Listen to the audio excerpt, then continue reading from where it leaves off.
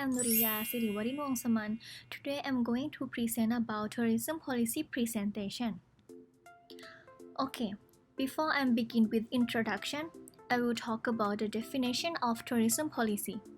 Tourism policy is a set of discourses, decisions, and practices driven by governments, sometimes in collaboration with private or social actors, with the intention to achieve diverse objectives related to tourism. Okay, now I'm begin with introduction. Tourism is a relatively young phenomenon which involves the development of a singular and important economic sector.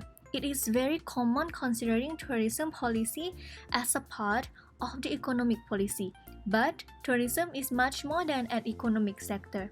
Tourism is probably one of the most determinant influences on our societies, and it will remain as a key issue in the future. The aim of the present text is to contribute to the debate on the nature, content, and instruments of tourism policy. About the definition of tourism policy. A broader definition of tourism should be adopted to be able to extend the analytical boundaries of the tourism policy arena.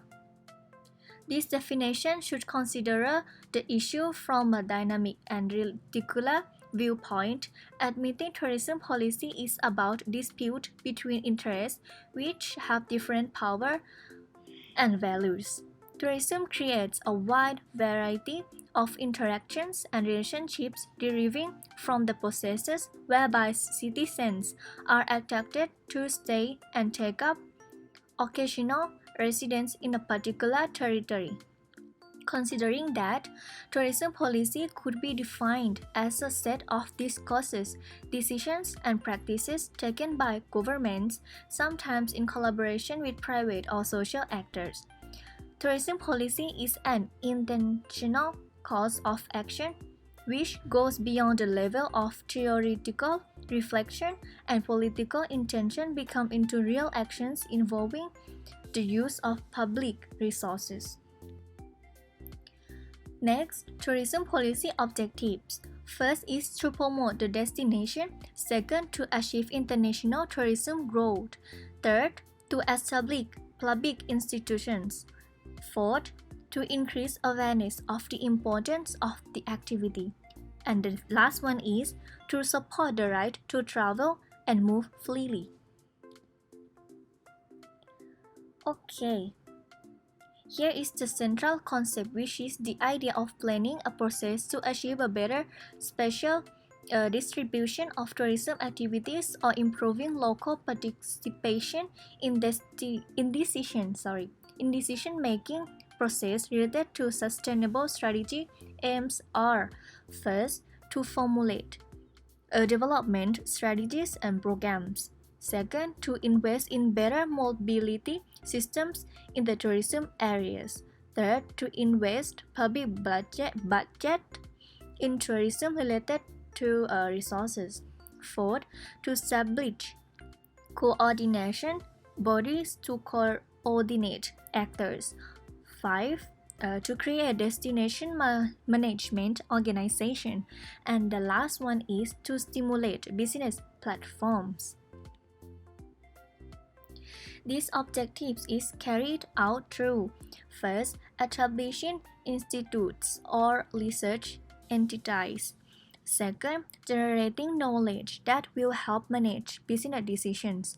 Third, disseminating information to help business decision making.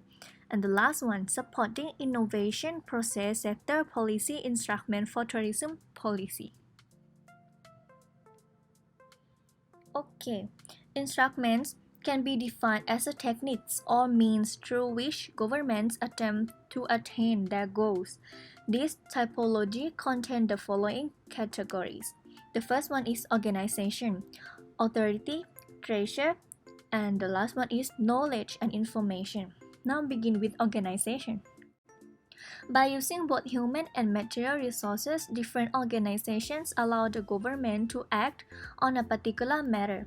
These organizations can be traditional organizations, public enterprise, or other hybrid entities. Second, authority. Regulations control or prevent some types of behavior and are used to confer rights or impose obligations. Third, treasure. Different measures attempt to align the goals of non-public actors with objectives that are fixed by the policy. These measures may fundamentally related to economic incentives but can also be honorific. The last one is knowledge and information. Provision and diffusion of knowledge and information by adapting this category to the tourism arena. Propose to consider that there are 5 different tiered categories of instruments which can be used by public decision makers. The first one is organizational instruments, regulatory instruments, incentive and promotion instruments, improving knowledge instruments, and communication instruments. Now, conclusion. There is no doubt that the analysis of tourism policy could be conducted from an economic perspective. Governments are facing designing tourism policy. It may be helpful and necessary to consider the issue from the perspective of the dispute between interests. The tourism policy cannot stand aside. There remains a need to advance in terms of research by addressing some of the central questions facing the tourism policy today. And that's it for my presentation. Thank you.